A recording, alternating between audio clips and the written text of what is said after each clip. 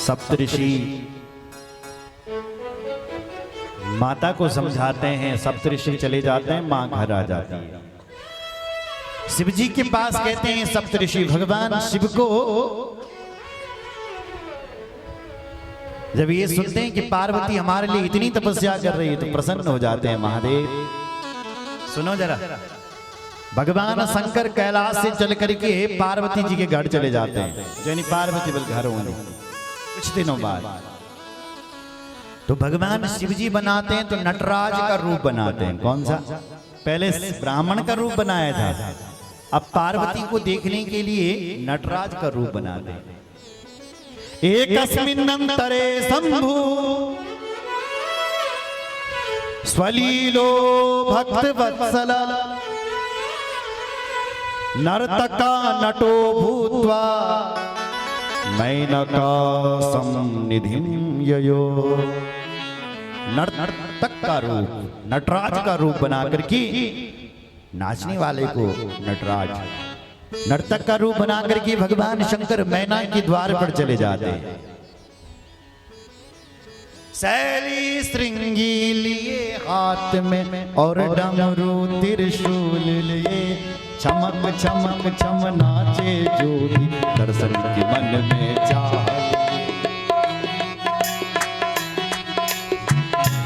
मन में चाह लिए, दर्शन के मन में चाह लिए। शैली श्रृंगी लिए हाथ पे, शैली श्रृंगी लिए हाथ पे और डमरू त्रिशूल लिए, और डमरू त्रिशूल लिए, चमक चमक चम नाचे जो भी दर्शन के मन में चाह, दर्शन के मन में चाह लिए, दर्शन के मन में चाह लिए। भगवान शंकर के हाथ, एक हाथ पर डमरू और एक हाथ पर श्रृंगी है। श्रृंगम वामे करे धृत्वा दक्षिणे डमरुं तथा पृष्ठे कथां रक्तवासा नृत्यगान विशारदा। नृत्यगान गान विशारदा। नृत्य गान में भगवान शंकर विशारद हैं, इसलिए उनको नटराज कहते हैं। बोलो जय श्री राम। विद्या के देवता हैं। देखो भाई, इस दुनिया में सबसे ज्यादा संगीत यदि विद्या की कामना है, विद्या की देवी हैं तो वो सरस्वती हैं। लेकिन देवी पुराण ये कहता है यदि सरस्वती से भी ज्यादा संगीत यदि कोई जानते हैं इस दुनिया में तो वो भगवान शंकर है। आश्चर्य, क्योंकि राधा कृष्ण भगवान गोलोक में अपने सिंहासन पर बैठे हुए हैं।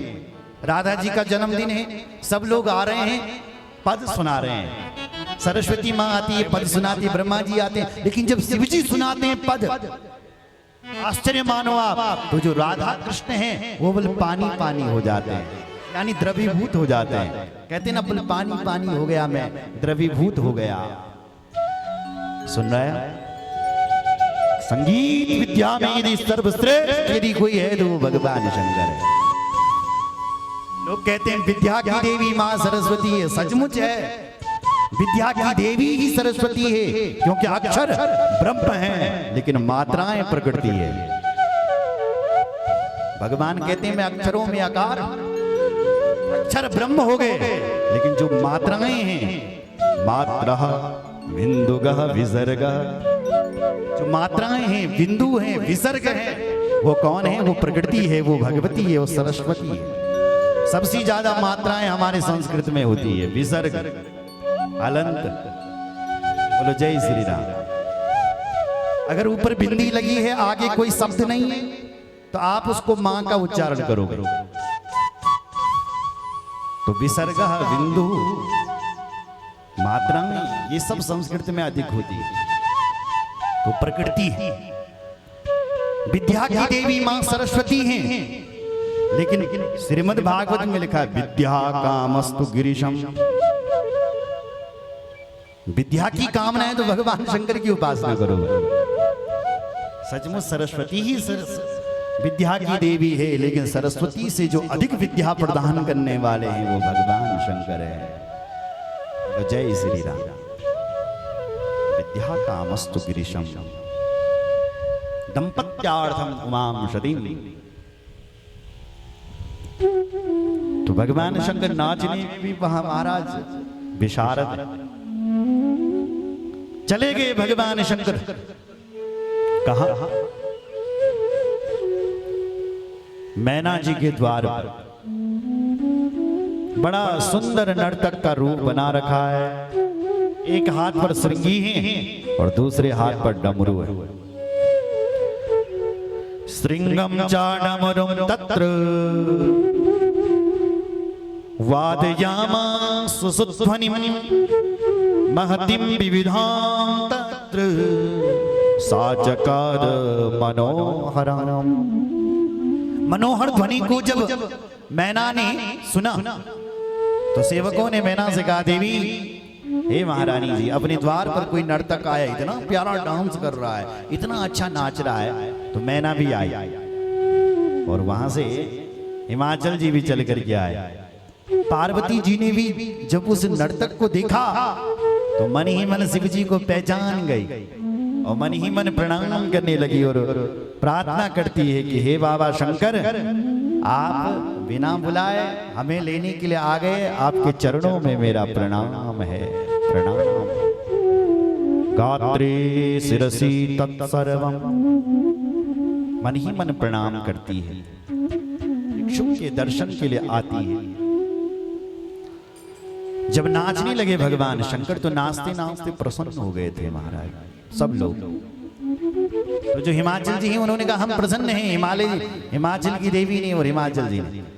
सेवकों तुम एक काम करो, कहो कहो।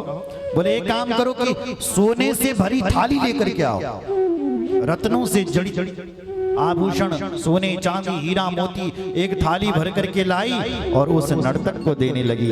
हमने तुम्हारा नृत्य को बड़ा पसंद किया, ये लो तुम्हारे लिए इनाम। शिवजी बाबा बोले, देखो भाई, मुझे इनाम में तुम्हारा ये सोना मोती नहीं चाहिए, हीरे मोती नहीं चाहिए। तो क्या चाहिए तुम्हें? बोले अगर तुम मेरे नृत्य से प्रसन्न हुए हो तो तुम्हारे घर पर जो सुंदर बेटी है वो मुझे प्रदान करो। हिमाचल जी को भयंकर क्रोध आ गया, अरे ये तो बेटी मांगने आ रहा। सेवकों को भेजा, सेवक आए, बोले इसको मारो, निकालो दरबार से। जैसे ही भगवान शिव जी पर हाथ लगाने लगे, भगवान शिव उसी समय विष्णु के रूप में प्रकट हो गए। बोले विष्णु भगवान की। विष्णु भगवान को ध्यान से देख रहे कि ब्रह्मा के रूप में परिणित हो गए।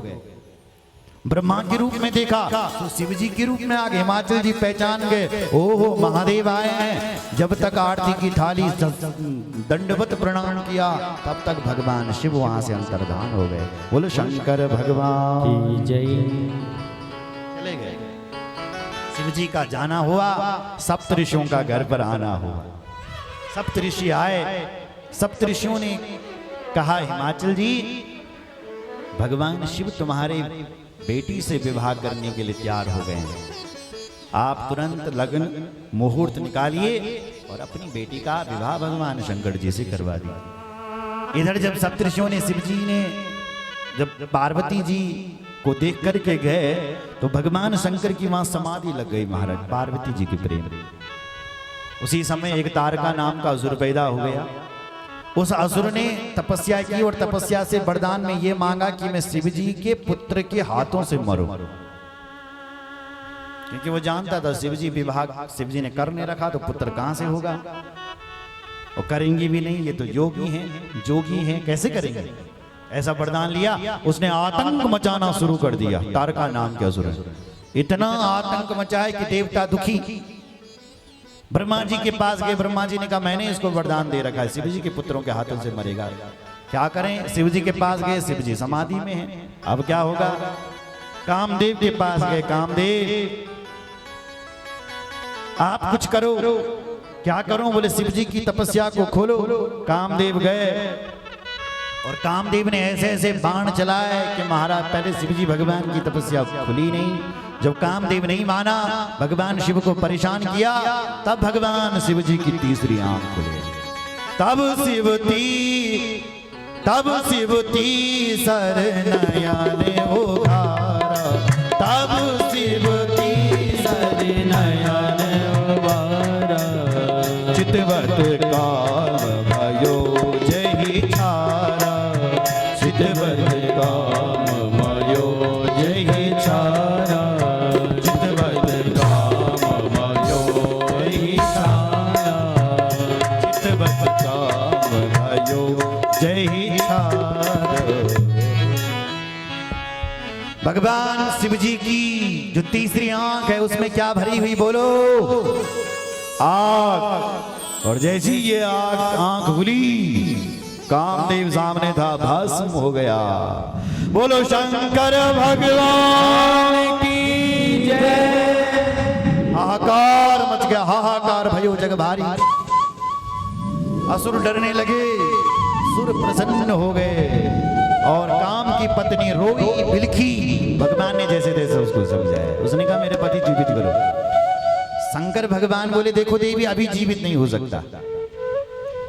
तो कब होगा? बोले जब 28वां द्वापर युग आएगा। ये 28वां कलयुग चल रहा, अष्टाविंशतमे युगे कलयुगे, 28वां कलयुग वाली चल रही हूं।